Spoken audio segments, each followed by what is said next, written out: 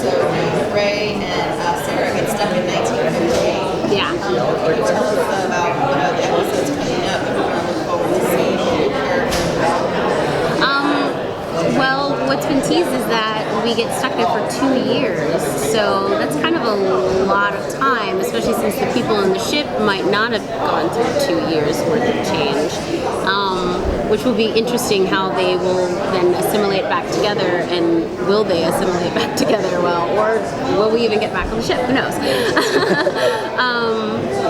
But you know, I think that also will either bond or tear apart the people who got left behind, being stranded and not in a time period that I think Sarah and Kendra are not super fond of this time period. I think Ray maybe liked it, but you know, that's also going to be interesting to see how that actually plays out.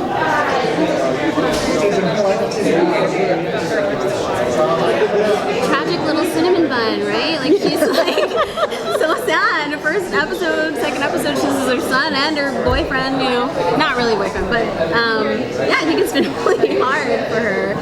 But I think that every kind of traumatic thing that happens is something that galvanizes her so that she's more confident in herself and what she has to do, which is savage.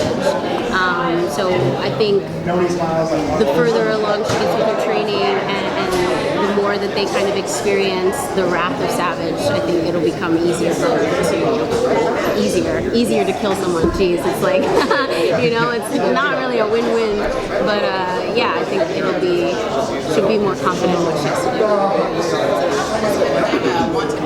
You're wanted by everybody. Yeah, I know. I was Tested by someone. I know.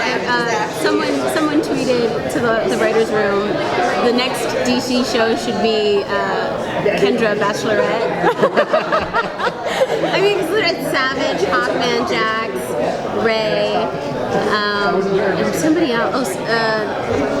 Somebody else. So anyway, we're like, geez. No, I mean, it's kind of cool though. That's I think a different take than we normally see for women. Normally it's, you know, all the women are fawning over one guy, or the girl is the ingenue that gets to be with the one guy that she's been destined with, and I think Kendra's totally fighting that tooth and nail, because she's a pretty modern woman. She doesn't want to feel like she has to be tied to something or committed to something before she's figured out who she is.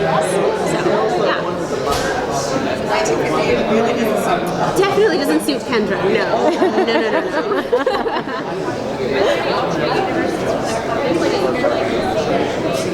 Oh, I would love to do Earth 2. Like, I want to see, what does that mean? Is she from, I always wonder that. Like, the writers haven't necessarily given me an answer, but like, is she from Earth 2? Like, because she's supposed to be, and she's the new 52 or whatever. I'm like, I don't know, what does that mean? Maybe we find out that she's from Earth 2. I think that'd be kind of fun.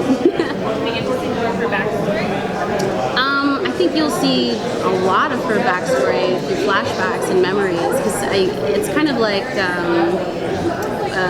can't think of the term, but when you lose your memory, you try to look at pictures or things that remind you of stuff, but she's had 4,000 years, so like everything's gonna remind her of something, right? So I think the more she starts to bump into things, especially in, in different time periods, I think she's gonna, yeah, it's a lot to play with. So it's gonna be more Ciara's memories than more Ciara's, yeah. I think that's the hard thing about being 4,000 years old, is like, who am I this lifetime, and is it different or isn't it different? I mean, what would you do if you had 200 some lifetimes? Would you really change?